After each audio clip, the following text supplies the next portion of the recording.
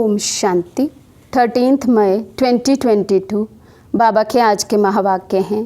बाबा समझाते, मीठे बच्चे, बाप ने रुद्र ज्ञान यज्ञ रचा है। तुम ब्राह्मण इस यज्ञ की संभाल करने वाले हो, इसलिए तुम्हें पवित्र ज़रूर रहना है। प्रश्न है, अंत समय में बाप किन बच्चों को सहायता देते हैं? बाबा समझाते, जो अच्छी रीति सर्विस करते हैं उन्हें अंत में जब बहुत आफतें आएंगी उस समय सहायता मिलेगी। ज़रूर जो बाप के मददगार बने, बाप उन्हें मदद करेंगे। दूसरा प्रश्न, वंडरफुल मुखड़ा कौन सा है? उसका यादगार किस रूप में है? बाबा समझाते, शिव बाबा जिसे अपना मुखड़ा नहीं, वे जब इस मुखड़े का आधार लेते हैं तो ये हो जाता है वंडरफुल मुखड़ा। इसलिए तुम बच्चे सन्मुख मुखड़ा देखने के लिए आते हो। इसका यादगार रुंडमाला में मुखड़ा दिखाते हैं। गीत है, कितना मीठा कितना प्यारा शिव भोला भगवान। ओम शांति। बेहद का बाप कहते हैं, मैं एक ही बार 5000 वर्ष बाद बच्चों का मुखड़ा देखता हूँ। बाप को अपना मुखड़ा तो है नहीं। शिव बाबा भी पुराने शरीर का लोन लेते हैं, तो तुम बाप दादा दोनों का मुखड़ा देखते हो। तब कहते हैं बाप दादा का याद प्यार स्वीकार हो। अब रुंडमाला बच्चों ने देखी है, उनमें मुखड़ा दिखलाते हैं। रुंडमाला बनाई जाती है तो शिव बाबा का भी ऐसे मुखड़ा देखेंगे। ये कोई को पता नहीं है कि शिव बाबा ही भी आकर शरीर का लोन लेते हैं। शिव बाबा इस ब्रह्मा मुख से बोलते हैं, तो ये उनका मुख हो गया ना। इस समय एक ही बार बाप आकर बच्चों का मुखड़ा देखते हैं। बच्चे जानते हैं शिव बाबा ने ये मुखड़ा किराए पर लोन लिया हुआ है। ऐसे बाप को अपना मकान किराए पर देने से कितना फ़ायदा होता है। पहले पहले इनके कान सुनते हैं, भल फट से तुम सुनते हो, परंतु तो भी सबसे नज़दीक इनके कान हैं। तुम्हारी आत्मा तो दूर बैठी है ना। आत्मा कान द्वारा सुनेगी तो थोड़ा फ़र्क रहता है। तुम बच्चे यहाँ आते हो सन्मुख मुखड़ा देखने। ये है वंडरफुल मुखड़ा। शिवरात्रि मनाते हैं तो ज़रूर शिव बाबा जो निराकार है वे यहाँ आकर प्रवेश करते हैं, तो उनका भी ये भारत देश हुआ। भारत में अविनाशी परम पिता परमात्मा का बर्थ प्लेस, परंतु उनका बर्थ अन्य मनुष्यों सदृश नहीं है। स्वयं कहते हैं, मैं आकर इनमें प्रवेश करता हूँ और फिर बच्चों को ज्ञान सुनाता हूँ। और सभी आत्माओं का अपना अपना शरीर है, मेरा कोई शरीर नहीं है। शिव का हमेशा लिंग रूप दिखाएंगे। रुद्र यज्ञ जब रचते हैं तो मिट्टी के गोल गोल लिंग बनाते हैं। सालिग्राम छोटे छोटे बनाते हैं, शिवलिंग बड़ा बनाते हैं। वास्तव में छोटे बड़े हैं नहीं, सिर्फ दिखाने के लिए कि वे बाप हैं, वे बच्चे हैं। पूजा भी दोनों की अलग अलग करते हैं, समझते भी हैं वे शिव हैं, वे सालिग्राम हैं। ऐसे तो नहीं कहते सभी शिव ही शिव हैं, नहीं। शिवलिंग बड़ा बनाते हैं और सालिग्राम छोटे छोटे बनाते हैं। ये सब बच्चे उनके साथ हैं। बाबा ने समझाया है, इन सालिग्रामों की पूजा क्यों करते हैं? क्योंकि तुम सब आत्माएं हो ना। तुम इस शरीर के साथ भारत को श्रेष्ठाचारी बना रहे हो। शिव बाबा की श्रीमत सालिग्राम ले रहे हैं। ये भी ज्ञान यज्ञ रचा हुआ है। रुद्र शिव बाबा हैं। शिव बाबा बोलते हैं, सालिग्राम भी बोलते हैं। ये अमर कथा सत्यनारायण की कथा है। मनुष्य को नर से नारायण बनाते हैं। सबसे ऊंच पूजा उनकी हुई ना। आत्मा कोई बहुत बड़ी नहीं है, बिल्कुल बिंदी मिसल है। उनमें कितना नॉलेज है, कितना पाठ भरा हुआ है। इतनी छोटी सी आत्मा कहती है मैं शरीर में प्रवेश कर पाठ बजाती हूँ। शरीर कितना बड़ा है। शरीर में आत्मा प्रवेश होने से छोटेपन से ही पाठ बजाने लग पड़ती है। अनादि अविनाशी पाठ मिला हुआ है।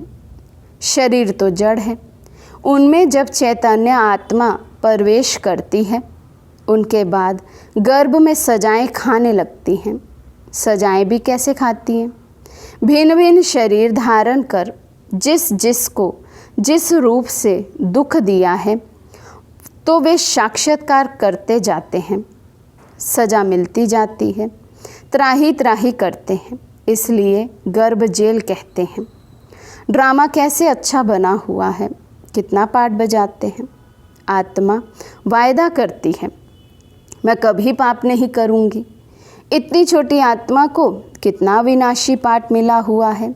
84 जन्मों का पाठ बजाकर फिर रिपीट करते हैं। वंडर है ना, ये बाप बैठ समझाते हैं, बच्चे भी समझते हैं, ये तो यथार्थ बात है। इतनी छोटी बिंदी में कितना पाठ है।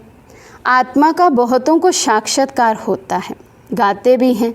आत्मा स्टार है जो इस भ्रिकुटी के बीच में रहती है, कितना पाठ बजाती है। इसको कहा जाता है कुदरत। तुम तो जानते हो हम आत्मा एक शरीर छोड़ दूसरा लेती है, कितना पाठ बजाते हैं। हमको बाबा आकर समझाते हैं, कितनी ऊंच नॉलेज है। दुनिया में कोई ये नॉलेज नहीं है, ये भी तो मनुष्य था ना। इनमें अब बाप ने प्रवेश किया है। ऐसे नहीं कि गुरु गोसाई का चेला होगा, उससे रिद्धि सिद्धि सीखे हैं। कोई समझते हैं गुरु का वरदान अथवा गुरु की शक्ति मिली हुई है।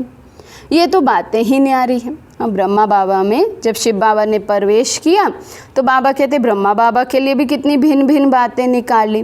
किसी को निश्चय होता ही नहीं था कि शिव बाबा आकर इनमें प्रवेश कर ये सब ज्ञान सुनाते। बाबा कहते ऐसे ऐसे भी बोलते थे कि गुरु ने कोई वरदान दिया है, शक्ति दी है, कोई रिद्धि सिद्धि दी है। बाबा कहते सन्मुख सुनने से तुमको बहुत मज़ा आता है। जानते हो हमको बाबा सन्मुख समझा रहे हैं। बाबा भी इतना छोटा है जितना हम आत्मा छोटी हैं। उनको कहा जाता है परम पिता परमात्मा। परम माना सुप्रीम, परे ते परे परम धाम में रहने वाले। परे ते परे तुम बच्चे भी रहते हो। बाप कितनी महीन बातें सुनाते हैं। शुरुआत में थोड़े समझाते थे, दिन प्रतिदिन तुम बच्चों को कितनी गंभीर नॉलेज मिलती रहती है। कौन देते हैं? ऊंचते ऊंच भगवान। वे आकर कहते हैं बच्चे आत्मा कैसे ऑर्गन्स द्वारा बात करती है।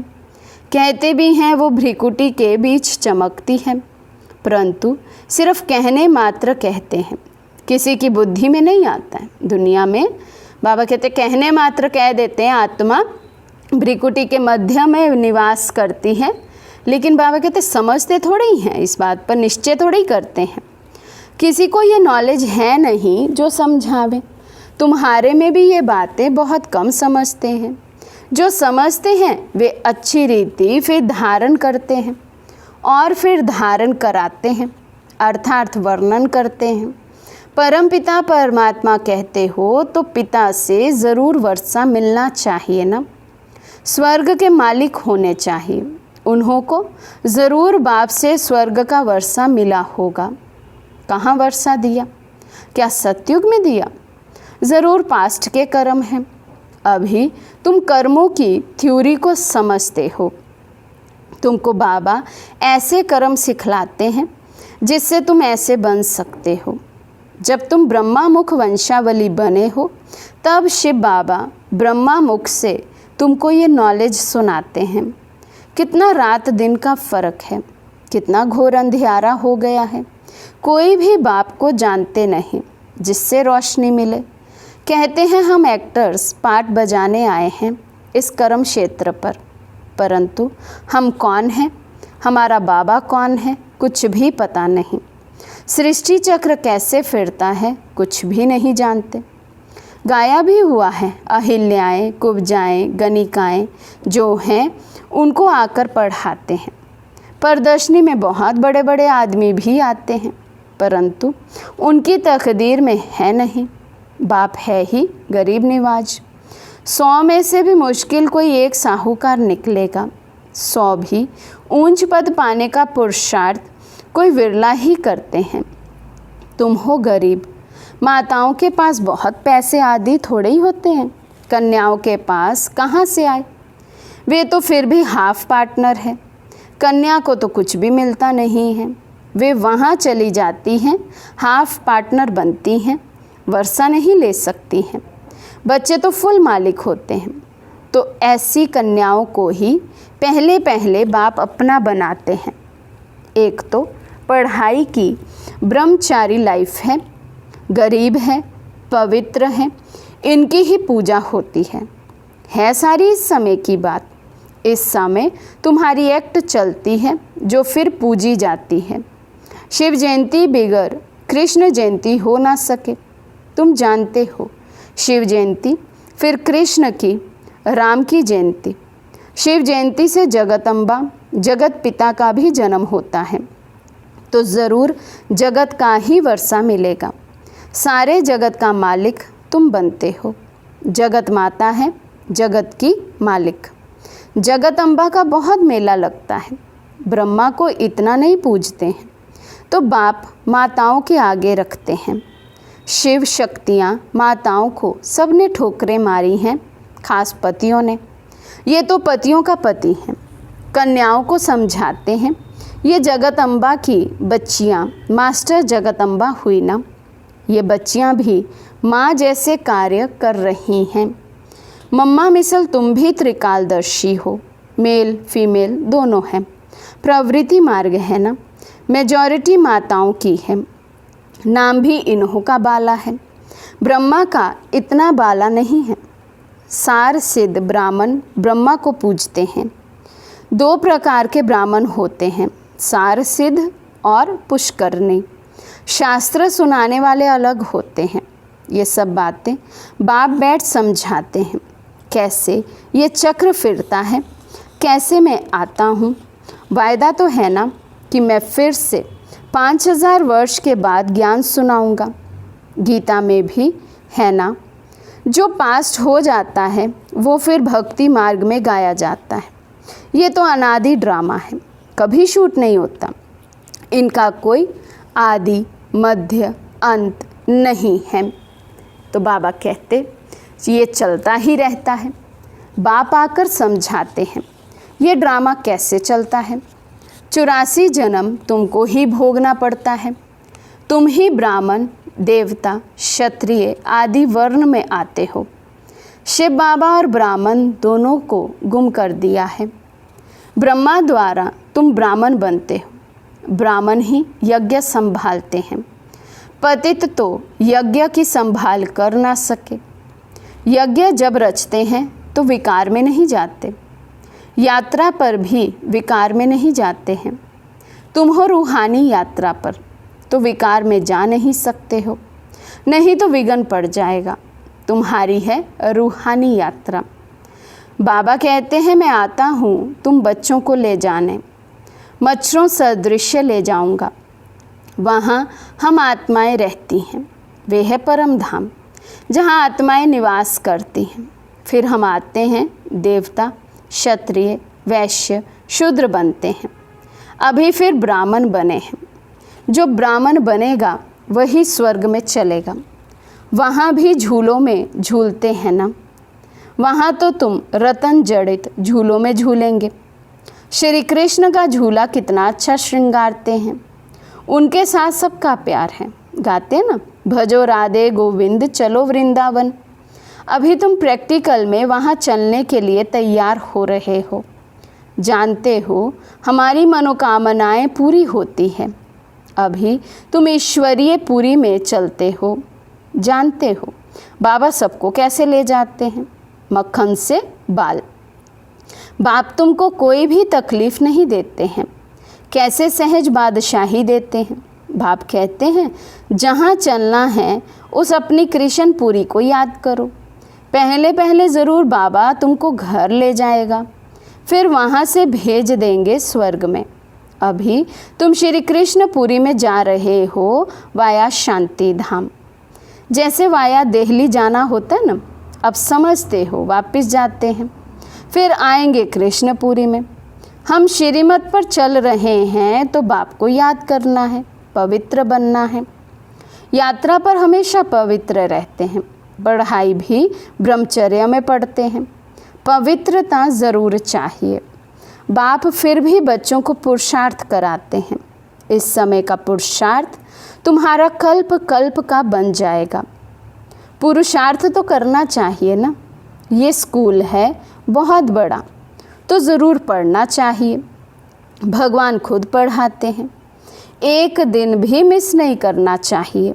मोस्ट वैल्यूएबल पढ़ाई है, ये बाबा कभी भी मिस नहीं करेगा।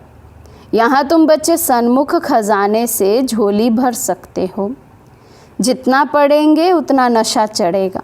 बंधन नहीं है तो फिर ठहर सकते हैं, परंतु माया ऐसी है जो बंधन में बांध देती है। बहुत हैं जिनको छुट्टी भी मिलती है। बाबा कहते हैं पूरा रिफ़्रेश हो जाओ। बाहर जाने से फिर वे नशा नहीं रहता है। बहुतों को सिर्फ मुरली पढ़ने से भी नशा चढ़ जाता है। बड़ी आफतें आनी हैं। मदद उनको मिलेगी जो मददगार बनेंगे, अच्छी रीति सर्विस करेंगे, तो उनको अंत में सहायता भी तो मिलेगी ना। अच्छा, मीठे मीठे सिखे लदे बच्चों प्रति माता पिता बाप दादा का याद प्यार और गुड मॉर्निंग।